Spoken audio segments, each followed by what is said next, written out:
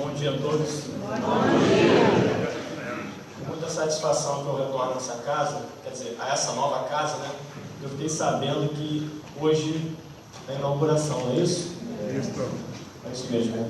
Então, conversando com o Sérgio durante a semana, ele me disse que faria a inauguração da nova casa e eu estava com um tema preparado de ansiedade, mas sabendo desse momento importante para casa, resolvi fazer uma modificação no estudo de ansiedade que eu já faço em algumas casas e trazer informações mais importantes para nós. Porque quando a gente fala de ansiedade, que é um tema que está muito debatido no momento, nós espíritas não sabemos a origem de tudo. Onde que nós vamos pesquisar para saber por que nós somos ansiosos, né? E não a gente pega o Livro dos Espíritos, faz um estudo junto com Joana de Ângeles e Emmanuel, e nós vamos perceber aqui o que veio acontecendo na evolução espiritual para até chegar nos dias de hoje, tá? Então a gente vai fazer dessa forma. Então tudo começa na evolução espiritual. Essa parte aqui é baseada no Livro dos Espíritos. Quem já estudou um pouquinho do Livro dos Espíritos sabe que Deus cria os princípios espirituais, né? Como está lá, a criação dos princípios espirituais, a evolução nos reinos mineral, vegetal e animal. Para quem não sabe, a evolução começa no reino mineral. Isso causou muita surpresa no movimento espírita, mas Emmanuel e Joana de Ângeles confirmam tudo isso em outros livros. A gente vai ver aqui os textos que foram tirados das obras. Então a evolução começa no reino mineral. Passa-se muitos milhões e milhões de anos, esse princípio espiritual ele migra através de um processo para o reino vegetal, e depois de milhões e milhões de anos no reino vegetal, há um outro processo de transição, e esse princípio espiritual migra para o reino animal. Passam-se milhões e milhões de anos, né? A gente não tem certeza de quanto tempo é, e o princípio espiritual que estava no reino animal ingressa na condição de espírito no reino dos homens. É no reino dos espíritos que o princípio espiritual adquire a inteligência. É nesse momento que o princípio espiritual se transformando em espírito, que ele vai se encontrar onde nós estamos, no reino dos homens, não é? Então aqui tem um texto que diz o que alguns já devem saber, está lá no Livro dos Espíritos. Sabe-se que o princípio espiritual, ou seja, quando Deus cria, o princípio espiritual, princípio no sentido de início, é o início de tudo. O princípio espiritual é criado simples e ignorante, ou seja, simples. No decorrer do processo evolutivo, ele vai se tornando complexo, né? E ignorante, não conhece nada, não sabe de nada. E no decorrer do processo evolutivo, vai adquirindo gradativamente experiências, conhecimento, e no reino dos homens, a aquisição do senso moral, né? Então, continuando, ele fala que o princípio espiritual é criado simples e ignorante, sem complexidade, de forma que estagiará milhões de anos nos reinos inferiores da criação, mineral, vegetal e animal, onde desenvolverá funções mais complexas e conquistará a individualidade, habilitando-se para o despertar da inteligência e do senso moral, que se dá no reino dos homens. Em nosso nível de evolução, ainda é para nós uma incógnita a forma como Deus cria o princípio espiritual. Isso nós não sabemos ainda, como é que Deus cria. Lá no Livro dos Espíritos, eles também não dizem. Isso daí, certamente, no futuro nós teremos essa informação. Mas uma coisa é certa, Deus cria, né? E como o reino mineral aproxima-se desse período inicial da criação, naturalmente notamos que os espíritos superiores são muito econômicos quando tratam desse assunto, porque nos faltam palavras e conhecimento para uma compreensão mais abrangente. Certamente, com o avanço da ciência, que se dá em um ritmo acelerado, futuramente teremos mais orientações sobre a evolução do princípio espiritual no reino mineral, ou seja, onde começa tudo, não é? Então aqui, o que acontece? Quando o princípio espiritual adquire a condição de espírito? É quando nós falamos no início, quando ele sai do reino animal e ingressa no reino dos homens. É nesse momento. E lá na questão 23 do Livro dos Espíritos, Kardec pergunta: o que é um espírito? Os espíritos superiores respondem: é o princípio inteligente do universo. Então, na condição de espírito, é onde a inteligência surge de forma inicial, não é? Então, nós, hoje, na condição de espíritos, nós somos dotados de inteligência, mas só que essa inteligência ela precisa ser o quê? Desenvolvida ao longo das experiências e das encarnações sucessivas. E é assim que ocorre. Então, como explicar, portanto, numa visão espiritual? Aqui nós não estamos falando, vamos deixar bem claro, numa visão científica, filosófica, não é nesse sentido não. Como explicar numa visão espiritual a prevalência de determinados comportamentos impulsivos, agressivos, imediatistas, egoístas, impensados, etc. no homem? Como explicar? Joana de Ângeles deixa isso bem claro nas suas obras da série psicológica. Nós aqui já falamos qual é o reino anterior ao nosso. É o reino qual? Animal. Então nós trazemos ainda do reino animal a questão que foi prevalecente lá, que foi a questão dos instintos. É a prevalência do instinto de sobrevivência, da luta pela sobrevivência, que fomenta hoje o egoísmo, que é o que está escrito lá no Evangelho segundo o Espiritismo, que é a chaga da humanidade. Então, essa resposta é uma resposta numa visão espiritual. Então, o animal, o que ele precisa fazer para sobreviver no reino animal? Ou ele é caçador, ou ele é caçado. Não é? Ou é uma coisa ou é outra. Então, ele, para sobreviver, ele precisa lutar. Então, primeiro é o animal. Eu tenho que me defender. Então, aí a gente vê que tem o quê? Um instinto de sobrevivência. Nós, seres humanos, no reino dos homens, nós não temos instinto. O instinto é do animal. O que é um instinto? É um determinado comportamento que se repete em determinados períodos da fase do animal, sob determinadas circunstâncias. Vamos dar um exemplo que todo mundo aqui conhece. Quando uma cadela entra no cio, quando um cachorro a 2 km de distância sente um cheiro, o que ocorre? Automaticamente ele se apavora e quer ir atrás da cachorra. Isso é instinto. É um comportamento repetitivo, automático, já pré-determinado para que ocorra naquelas circunstâncias. Agora, para o homem não.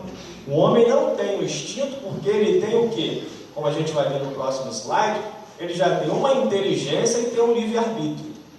Ele vai raciocinar a melhor forma como ele vai agir em determinadas circunstâncias. Só que, como nós, atualmente, no reino dos homens, estamos ainda no mundo de provas e expiações, que é na classe evolutiva dos planetas, né? dos orbes, é ainda atrasado, isso significa que nós estamos ainda no início. Se estamos no início, a nossa fase anterior qual foi? O mundo primitivo. E antes do mundo primitivo, era o quê? Para nós, o reino animal. Então nós estamos muito mais próximos do reino animal do que da angelitude, que é o nosso destino. Então é por isso que nós temos esses determinados comportamentos, não é? Ou seja, impulsivos, agressivos, imediatistas, egoístas. A gente traz isso como uma herança ancestral, como a Joana de Ângeles fala. Então, resumindo isso daqui, Joana de Ângeles, Emmanuel e Kardec, para a gente poder fundamentar muito bem o que a gente está falando. A benfeitora Joana de Ângeles, na obra Iluminação Interior, na primeira lição, a Divina Presença, assevera que, manifestando-se em sono profundo nos minerais, através dos milhões de milênios, germina, mediante processo de modificação estrutural, transferindo-se para o reino vegetal. Então, no reino mineral, o princípio espiritual adquire o quê? A solidez. Quando ele migra para o reino vegetal, ele leva essa conquista. E o reino vegetal tem a solidez, que é uma conquista desse reino, e ganha novas estruturas respiratórias. Existem as trocas oxicarbônicas. A gente sabe que as plantas respiram. Existe uma estrutura dos caules. Tudo isso vai se desenvolvendo, mas só que no reino vegetal não tem instinto. Por quê? Porque isso vai ser adquirido no reino animal. Então, o animal, ele traz tudo isso e acrescentam-se o quê? Os instintos. E nós, os homens, trazemos tudo isso e acrescentamos a inteligência e o livre-arbítrio. Então, o processo evolutivo é um processo de aquisições de conquistas. Nós estamos aqui como quê? Como resultado de conquistas anteriores. Então, Emmanuel, que foi o guia de Chico Xavier, diz na obra O Consolador: a escala do progresso é sublime e infinita. No quadro exíguo dos vossos conhecimentos, busquemos uma figura que nos convoque ao sentimento de solidariedade e de amor que deve imperar em todos os departamentos da natureza visível e invisível. O mineral é atração, o vegetal é sensação, o animal é instinto, o homem é razão, o anjo é divindade.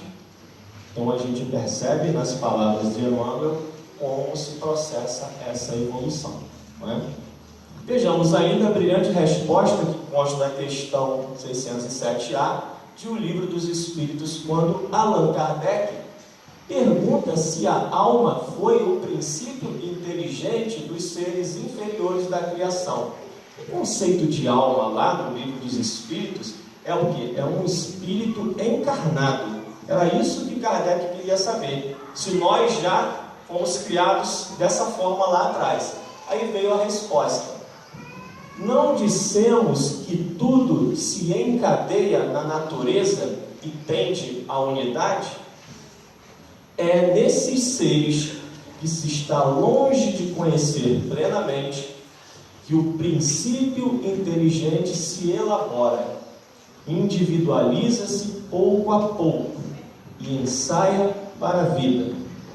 De certa forma, é um trabalho preparatório, como o da germinação, em seguida ao qual o princípio inteligente sofre uma transformação e se torna espírito. É o que nós falamos no início. Então, na evolução dos reinos, nós temos princípio espiritual. E num determinado momento, ao sair do reino animal, ele sofre uma transformação e se torna espírito. Então aqui nós temos um outro quadro que demonstra tudo isso que acontece, Começa lá no princípio espiritual, ele ingressa, só para a gente ir reforçando isso para ficar bem claro, Ele depois ele ingressa no reino mineral, vai para o reino vegetal, para o reino animal e agora no reino humano, na condição de espírito. Nós já falamos de tudo isso, que no reino animal nós temos os instintos, que o animal ele é irracional, diferentemente de nós humanos que somos racionais. Falamos do instinto de sobrevivência, que é a raiz do egoísmo. E também uma coisa importante que eu não falei, mas a gente fala agora, é que é no reino animal que surgem as emoções. e nós trazemos lá do reino animal a questão das emoções. Como assim? Existem determinadas emoções que são básicas nos animais: raiva, medo, né? Essas emoções nós trazemos de lá. O animal sente medo? Sente. Quando que o animal vai sentir o medo? O animal, nós não falamos aqui, ou ele não é caçador, ou ele não é caçado, né? Assim que se encadeia na natureza, não é? Ou ele é caçador ou ele é caçado, porque existe um ciclo lógico dentro da natureza. Então ele foi dotado de um mecanismo perceptivo de perigo. Então, quando o animal percebe o perigo, ele vai ter uma determinada reação. O que é que o animal vai fazer? Ou ele vai enfrentar, ou ele vai fugir. Não existe outra escolha para ele. Ou ele enfrenta, ou ele foge.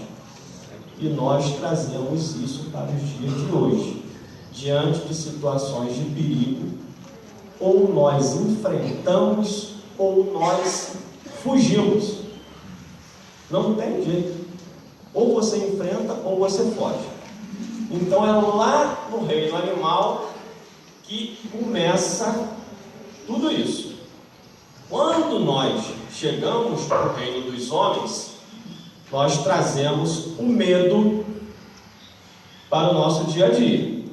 E é aí que começa tudo, a questão da palestra de hoje, que é a questão da ansiedade, né? Então vamos partir para cá, para a gente poder entender. Existe uma diferença entre medo e ansiedade. Tema muito confundido por todos nós. Em determinadas situações você vai dizer que está com medo, mas na realidade você está ansioso. E algumas pessoas, em determinadas situações típicas de ansiedade, vão dizer que estão com medo. Porque existe essa confusão, sim. Por que existe essa confusão? Porque, como eu falei, lá no reino animal, havendo a percepção do perigo, o animal ele vai se preparar para lutar ou fugir. E a mesma coisa aqui. Quando nós estamos diante de uma situação de perigo, o que ocorre no nosso organismo? O nosso cérebro capta a mensagem da nossa mente. Isso é importante eu falar aqui, a mensagem da mente, porque a mente não está no corpo. A mente ela está no espírito. O cérebro é um órgão que ele é um órgão neutro. Ele precisa de algo que o acione. E quem aciona o cérebro? É a mente que está no espírito. Mas um negócio meio esquisito, né? Se você for ver a história de André Luiz não passou mensagens para Chico Xavier. André Luiz tinha cérebro. Ele é um espírito desencarnado. André Luiz não tinha cérebro. Emmanuel não tinha cérebro. Joana de Anjos não tem cérebro. São espíritos desencarnados. O cérebro é um órgão do espírito encarnado. Então, o espírito desencarnado ele tem a mente, que está sediada no espírito. Nós encarnados também somos espíritos. Nós também temos mente. Então, a mente é algo que pertence ao espírito. Então, o espírito encarnado, ele passa a percepção de perigo, o cérebro capta e dá os comandos para o corpo. E são liberadas determinadas substâncias no nosso organismo, imediatamente, entre elas a adrenalina, que vai nos preparar para quê? Para enfrentar ou fugir diante daquela situação, não é? Então, havendo sempre uma mensagem de perigo, o teu corpo vai te preparar para isso. Só que onde está a diferença entre o medo e a ansiedade? Porque o medo, nós só podemos chamar de medo quando você estiver diante de um perigo real e iminente. Ou seja, perigo real, perigo que de fato existe. Por exemplo, você viaja para uma cidade grande e para o seu carro no cruzamento, no sinal, né, de trânsito, e uma pessoa chega e coloca a arma na sua cabeça e pede para você entregar o carro. Diante dessa situação, o perigo ele é real? É. Se o perigo é real e iminente, naquele momento aquela pessoa vai sentir medo. Essa aqui é a grande diferença. Se você está diante de um perigo real e iminente, a situação é de medo. Agora, se é você que cria o medo, o medo não, o perigo, é você que vai dizer que uma situação é de perigo. Por exemplo, você tem que fazer uma viagem de avião para os Estados Unidos. Aí você, eu tenho medo de andar de avião. Mas espera aí. O avião, pelo que eu saiba, é considerado um dos meios de transporte mais seguros do mundo. Então ali não é caso de medo, porque é você que está criando o perigo. Quando você cria o perigo, o teu cérebro capta, porque ele é um órgão que está a serviço. Se você manda a mensagem de serviço, o teu cérebro capta, identifica e dá os comandos no corpo para a liberação de adrenalina, né? E vai te preparar para lutar ou fugir, ou seja, você não vai querer viajar de avião. Então, essa sensação que surge quando o perigo é criado por mim, pela minha maneira de ser, que eu entendo que aquela situação é perigosa, e aí que surge a ansiedade. Então a ansiedade, ela vai surgir diante de um perigo que, como está aqui, diante de um perigo imaginário. São as nossas preocupações do dia a dia. Tudo isso vai criando situações para nós são perigosas, né? O Augusto Cury, ele tem um livro interessante, eu não lembro exatamente qual é o tema central do livro, que ele fala o seguinte, que 90% das nossas preocupações não se concretizam, e 10%, quando se concretizam de maneira diferente como nós havíamos nos preocupado. Então é justamente aí que a gente vê que como é que se fala? O sofrimento por antecipação não é uma questão de inteligência emocional, né? Porque quem sofre por antecipação sofre mais. Ele pode sofrer 2 vezes. Agora, aquele que não sofre por antecipação, quando o determinado evento acontecer, se acontecer, ele vai sofrer porque tinha que sofrer mesmo. Sofreu, né? Porque nós estamos aqui para passar por essas situações da vida. Agora, quem sofre por antecipação, sofre 2 vezes. Então, não vale a pena sofrer por antecipação, né? Então, aí fica essa diferenciação da questão do medo e da ansiedade. Então, nós trazemos essa questão de lidar com o perigo de onde? Do reino animal. Nós trazemos isso. Lidar com essas emoções de medo, de ansiedade, a gente traz de lá. Então, o que eu estou querendo mostrar para vocês, que eu fui lá no reino vegetal, quer dizer, no reino mineral, no reino vegetal, no reino animal, né? Fui trazendo até aqui para a gente saber de onde que vem isso.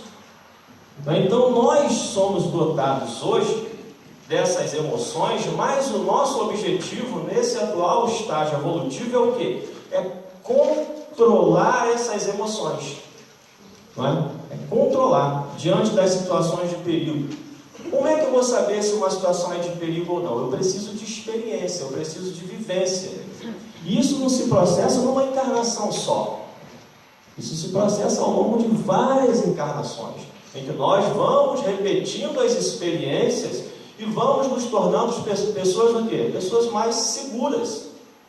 Porque, por exemplo, você pede uma dona de casa que está se casando hoje para fazer feijão, ela vai ficar ansiosa, porque ela não sabe, ela não tem o conhecimento, ela não tem a experiência. Ela vai ver aquilo como algo perigoso.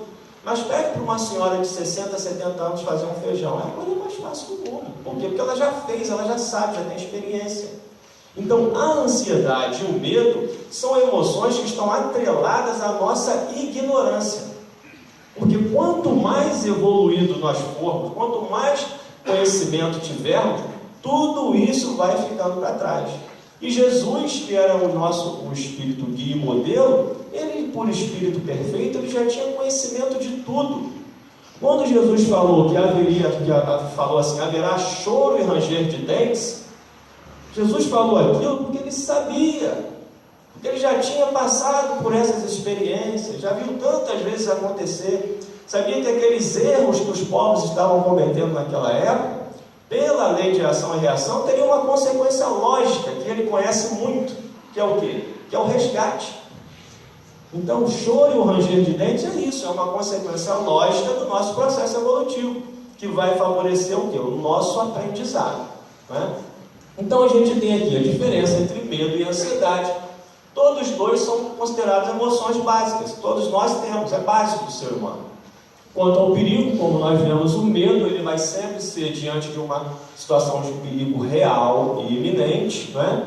E a ansiedade vai ser numa situação de um perigo imaginário que nós vamos criar, né? Por qualquer situação que nós acharmos que é uma situação perigosa, né? Uma coisa interessante para a gente que faz palestra, que está diante do público, existe uma pesquisa que foi feita. Vocês sabem qual é o maior medo, vamos dizer entre aspas medo, porque na realidade não é medo. Qual é o maior medo do ser humano? Alguém aqui sabe? O maior medo do ser humano, que na realidade não é medo, é ansiedade, porque não existe perigo nenhum aqui. Alguém aqui vai me matar? Alguém aqui vai me crucificar? Não existe. O maior medo é falar em público, né? Que na realidade não é medo, é o que te deixa ansioso.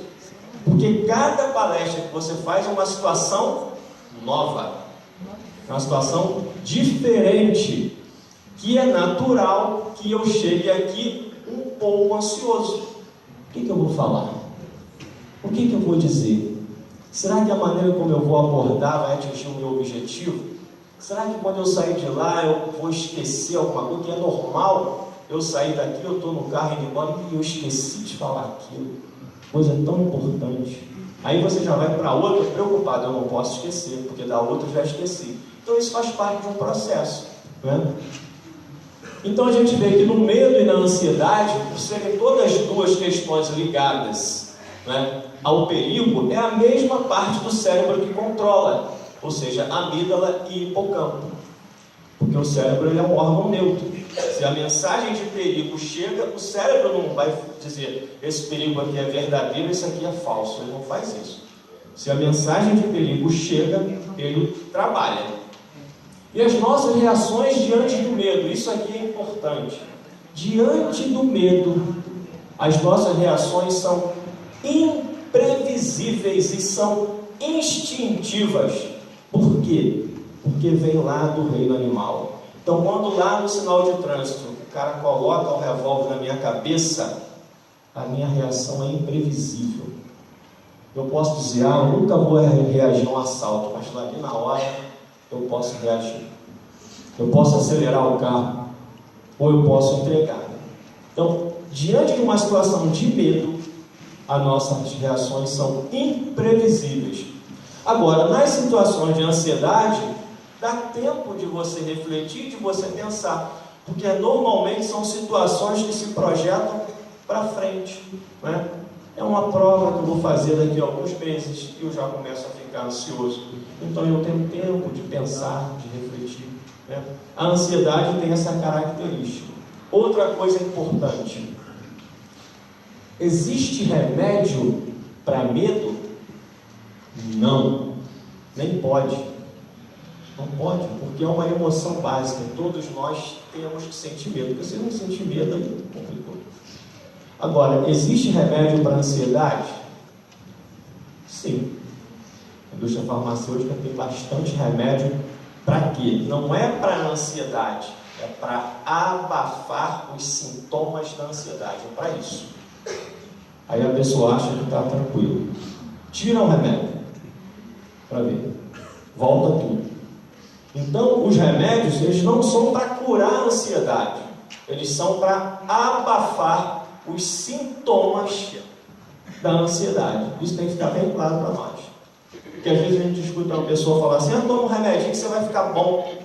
A pessoa toma, vive dependente de remédio. Mas tira o remédio. Vai voltar tudo, porque a pessoa não fez um outro trabalho paralelo, um trabalho de autoconhecimento, buscou uma terapia, né?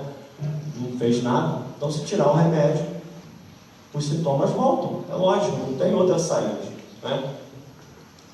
E os sintomas no corpo, tanto do medo quanto da ansiedade, são basicamente os mesmos que nós sentimos. Né? Taquicardia, falta de ar, boca seca, suor, por aí vai. Né? Existem uns outros que eu coloquei aqui, aí vocês podem ver como é que vocês estão, que existem muitos sintomas de ansiedade, ou seja, quando nós estamos nos sentindo ansiosos. Esses sintomas podem ser o quê? Insônia, não é? Eu já tive insônia quando eu estava construindo a minha casa, era muita preocupação, não conseguia dormir direito, porque eu estava ansioso. Quem aqui já passou por uma obra, talvez essa obra aqui tenha tirado o sono de muita gente aqui, né? Não é verdade? É ansiedade. Você tem um objetivo lá na frente, eu quero concluir daqui a 1 ano, e o tempo está passando e você vê que não conclui. Aí tem pressão daqui, tem pressão dali, tem o pedreiro, tem a compra de material, tem que arrecadar dinheiro, isso e aquilo, tudo isso vai preocupando a pessoa vai ficando ansiosa, começa a ter insônia. Né? E se você coloca um objetivo muito curto, né? Como eu fiz na minha obra, concluí a obra em 1 ano e pouco, ali que piora mais ainda. Né? Então é por isso que Emmanuel, no início da mediunidade do Chico Xavier, quem lembra aqui, quais foram as... Foi uma recomendação só que o Emmanuel falou para o Chico: disciplina, disciplina e disciplina. Porque a pessoa disciplinada, ela consegue controlar tudo isso. Porque ela tem hora para tudo. Ela não muda as coisas de qualquer jeito, de forma bagunçada. Não. Tudo tem sua hora, tudo tem seu tempo. Então ela se disciplina, ela se organiza e ela segue arrisca aquela programação e ela começa a ter controle. Então ela não é pega de surpresa, porque ela fala, não, meu objetivo é esse aqui, é dessa forma, eu vou seguir isso. E ela segue. E o que nós fazemos muito nesse mundo tumultuado é que cada hora a gente tem uma vontade, cada hora a gente tem um desejo, uma hora a gente quer uma coisa, outra hora a gente quer outra. Tudo isso vai criando confusão e não tem como você se disciplinar, né? E você fica refém desse mundo que está aí. Né?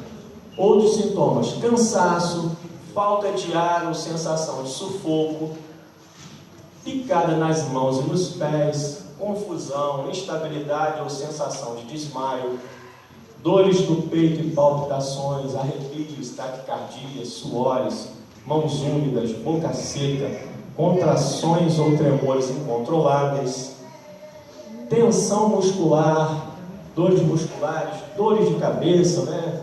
Necessidade urgente de defecar ou urinar, dificuldade de engolir, sensação de ter um nó na garganta, dificuldades para relaxar, para dormir, leve tontura ou vertigem, vômitos incontroláveis, diarreia, vontade de urinar, pernas inquietas, necessidade de falar. A pessoa não ouve o interlocutor, né? Tem pessoas que falam e nem ouve o que o outro está falando, não deixa o outro falar, é só ela que fala. Né? A situação de ansiedade é tão forte, o sistema nervoso está tão prejudicado, a pessoa ela não tem condições de silenciar, de se acalmar, de ouvir o outro, só ela que fala. Né? Isso ocorre muito. Então, o que a Joana de Ângeles fala no livro O Homem Integral? A Joana de Ângeles faz lá uma diferenciação sobre a ansiedade normal e a ansiedade patológica. Aqui cabe um pouquinho de uma reflexão. O que é normal?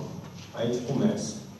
Ansiedade normal. O que é normal? Normal é aquilo que decorre de uma norma, de uma regra. Né?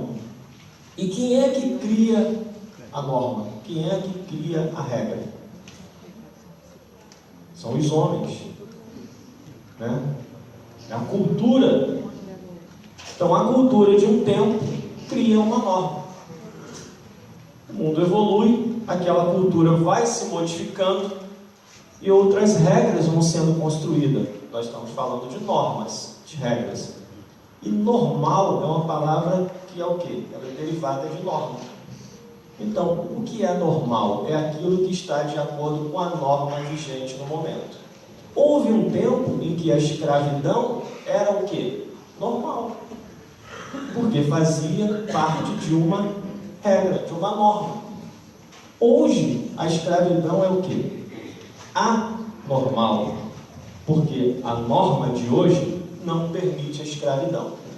Então a gente tem que ter cuidado com isso, com a palavra normal, que é diferente da palavra natural. Natural é aquilo que decorre da natureza. Então, normal sempre será aquilo que estiver de acordo com alguma norma, né?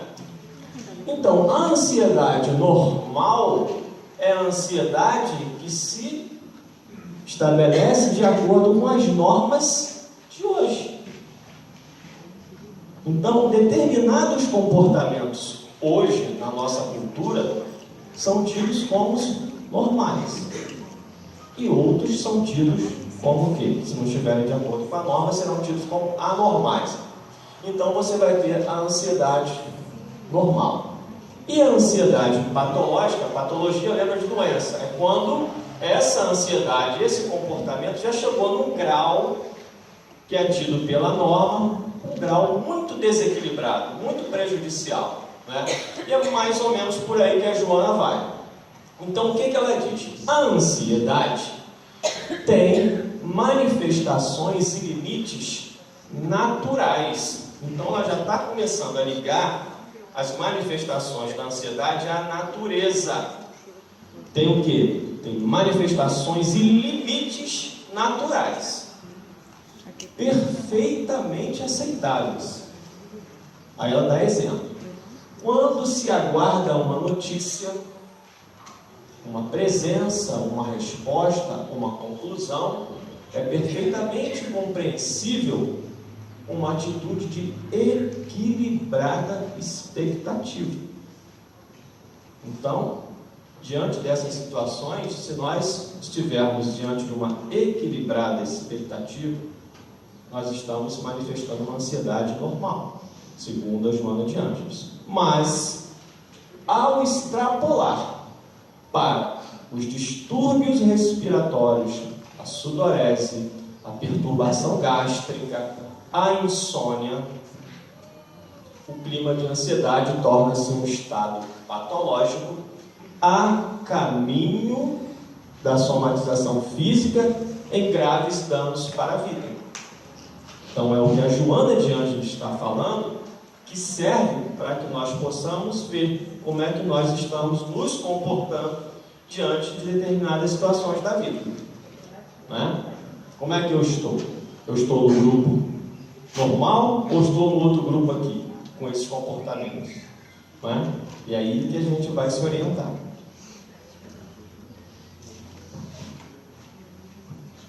Então aqui a gente aproveita também para trazer alguns comportamentos que se manifestam como fugas da ansiedade.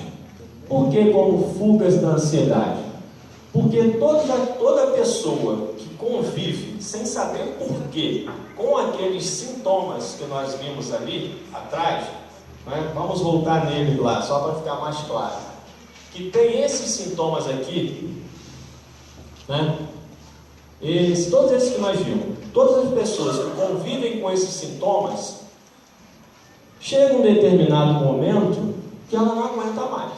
Ou ela vai ser escrava de remédio, né? Como a gente vai ver ali, tem a questão da automedicação, ou ela buscar a medicação para abafar esses sintomas, ou ela vai procurar alguma coisa para se livrar daquilo. Como?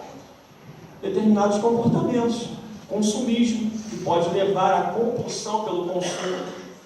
A pessoa busca fora o que lhe falta dentro, através do consumo. Ela quer resolver um problema que ela não sabe como e o que é, e acredita que é no consumo que ela vai resolver. Naquele momento em que ela está consumindo, ela sente sim uma sensação de prazer, que ela libera um neurotransmissor chamado dopamina, né?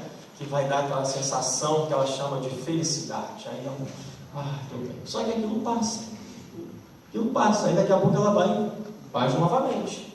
E fica naquele comportamento repetitivo. O tabagismo também, muitas pessoas falam, vou fumar um cigarrinho só para me acalmar. O cigarro não acalma ninguém. Naquele momento que você está fumando ali, você sim, você dá uma relaxada, mas tira o cigarro. Aí o que acontece? O cigarro se transforma num vício. Não é? Aí já começa a surgir uma outra patologia. Que além da pessoa ter o problema da ansiedade, ela começa a agravar a sua saúde com o quê? Com o fumo. Né? Então, em vez dela, ela pensa que ela está se ajudando, mas na realidade ela está se prejudicando. Né? O excesso de trabalho, né? A pessoa busca no trabalho preencher o tempo para não deixar vir a angústia. Então ela fica trabalhando o tempo todo. Enquanto isso ela está se distraindo com aquilo ali. Cada um busca alguma coisa, né? Cada um é de um jeito. O excesso de alimentação também, a intensa atividade social, o sexo promíscuo ou em demasia, as drogas, a maconha, a cocaína, a heroína, o crack. Por exemplo, a pessoa que é deprimida, ela normalmente vai buscar uma droga que a excite, como por exemplo a cocaína. E a pessoa que é ansiosa, normalmente ela tende a buscar uma droga que a acalme, que é a maconha. Então, de acordo com a característica da pessoa, ela vai buscar fazer determinadas escolhas. Nós vimos a automedicação e também a questão das receitas médicas antes de 1950, quando ainda não existiam os antidepressivos. Muitos médicos receitavam o quê? Álcool. Para abafar a ansiedade. Não, toma uma bebida alcoólica, isso é normal. Só que agora não é mais assim. Não é? Então, como é que a gente pode, para os dias de hoje, buscar, né, sabendo agora que nós já sabemos de onde vem essa questão da ansiedade, que nós trazemos, que ela está relacionada com o medo, né, com a situação de perigo, né, de onde nós podemos buscar alguma coisa para nos ajudar? Então, como nós vimos lá no início, o que nos traz a sensação de perigo diante das situações da vida é o quê? É a insegurança e a incerteza, é a falta de conhecimento, né? Que faz com que nós busquemos a nossa satisfação de uma forma imediata. Né? É ali que vem o nosso egoísmo, que também a gente traz de lá. Então a gente quer resolver tudo logo. E qual seria a solução para isso? O conhecimento e o autoconhecimento. O conhecimento em que sentido? Instrua-se, estude, leia, pesquise, converse, faça algum tipo de terapia. Busque uma religião, seja ela qual for, vá conhecer alguma coisa, vá aprender. E não adianta você se isolar e ficar buscando o quê? As fugas, que aí não vai resolver, só vai agravar. Né? E o autoconhecimento. O autoconhecimento é você procurar se conhecer. Como é que você pode se conhecer? Tem um exemplo interessante, quando você compra uma casa usada, por exemplo. Antes de você fazer a reforma da casa, o que você faz? Você faz as verificações, parte hidráulica, parte elétrica, parte estrutural, telhado, né? Você está fazendo o quê? Um prévio conhecimento, você está detectando os defeitos para depois você consertar. E no caso nosso é a mesma coisa. Para que eu possa fazer a minha reforma íntima, eu primeiro preciso me conhecer. Eu tenho que detectar em mim mesmo quais são as questões que precisam ser trabalhadas. Se, por exemplo, se eu sou uma pessoa excessivamente ansiosa, eu tenho que verificar isso. Ouvir as pessoas, sempre tem alguém que dá um toque. Pô, irmão, você está muito nervoso, você está muito ansioso, mas a gente não escuta. Então, quando alguém dá um toque, seja da família, o marido, a mulher, o filho, o colega de trabalho, pô, preste atenção. Aquele toque não é por acaso. Então, é aí que você vai se conhecendo, vendo quais são os seus. Eu sou uma pessoa orgulhosa, uma pessoa vaidosa, né? Tenho tendência para subtrair as coisas dos outros, eu tenho tendência para maledicência, e por aí vai, todas as formas de comportamento. Então você começa a se conhecer. Mas para fazer isso também é necessário um certo esforço. É difícil você fazer isso sem um certo conhecimento, sem uma certa leitura de um livro, né, de um certo conhecimento aqui da doutrina espírita, para você saber exatamente onde você vai buscar. Então, o conhecimento com o autoconhecimento ajudam a você o quê? Enfrentar as situações da vida sem ver mais perigo onde você via antes. E se você começa a ver menos perigo diante das situações da vida, você não vai ter essas sensações, né? Culpa. Quantos de nós alimentamos culpa, né? Quantos de nós fazemos algo que entendemos que é errado e até por uma questão ancestral, né, que a gente traz até da Igreja Católica, que é o pecado, que o pecado precisa ser punido, né? A gente traz isso. Então, toda vez que a gente comete um erro, nós trazemos no nosso inconsciente uma necessidade de punição e alimentamos uma culpa. Mas só que a gente tem que entender o seguinte: o erro aqui dentro da doutrina espírita, ele faz parte do processo evolutivo. Se você errar aqui, na próxima vez, essa experiência vai embasar outra. Então o erro, ele ajuda. Não tem como nós, nas primeiras experiências que nós temos, acertarmos sempre. É muito difícil. Então o erro, ele faz parte de um processo de aprendizado. Então não é saudável nós ficarmos alimentando culpa, porque é algo que nos prejudica, nos joga para baixo. E é aí que a gente entra num tema que às vezes alguns companheiros vêm falar, existem livros, é a questão do perdão e do auto-perdão. É você perdoar o outro e você também se perdoar, né? Porque aí você está trabalhando essa questão da culpa. Porque enquanto você alimenta uma culpa, você vive numa situação de perigo. Algo pode me acontecer a qualquer momento, eu sou culpado. Eu posso ser punido a qualquer momento, eu sou culpado. Olha só a situação de perigo. E você se torna cada vez mais ansioso por uma questão que está ligada à culpa, né? Outras também que geram ansiedade, essa angústia, essa sensação de vazio, né? Que muitos de nós sentimos, porque perdemos o roteiro da vida. O que vamos fazer? Não sei o que fazer, nada me satisfaz. O que eu faço da vida, né? Então, esse tipo de preocupação gera ansiedade como consequência, né? Então, qual seria, dentro da doutrina espírita, um conselho para ajudar nisso? Uma ocupação útil. Veja bem, uma ocupação útil. Não é se ocupar com qualquer coisa, não é se ocupar com os vícios. Não é isso. Porque se você se ocupa com os vícios, você daqui a pouco está envolvido num processo obsessivo, como determinados comportamentos que a gente viu nas fugas da ansiedade, alcoolismo, droga, etc. É uma ocupação útil, um trabalho que vai trazer utilidade para mim e para a sociedade, seja ele remunerado ou não. Isso é uma ocupação útil, né? E também buscar algum tipo de terapia, seja ela psicológica, a terapia psicanalítica, uma terapia dentro da casa espírita que oferece, um atendimento fraterno, né? Isso aqui para nós é uma terapia, para todos nós. O que eu vi quando eu cheguei antes aqui, a musicoterapia, né? Tudo isso. Então existem muitos recursos que nós podemos buscar para nos ajudar. Ok? Então nós encerramos o estudo de hoje e fico à disposição da casa por uma próxima colaboração. Ok? Bom dia para todos e até uma próxima oportunidade.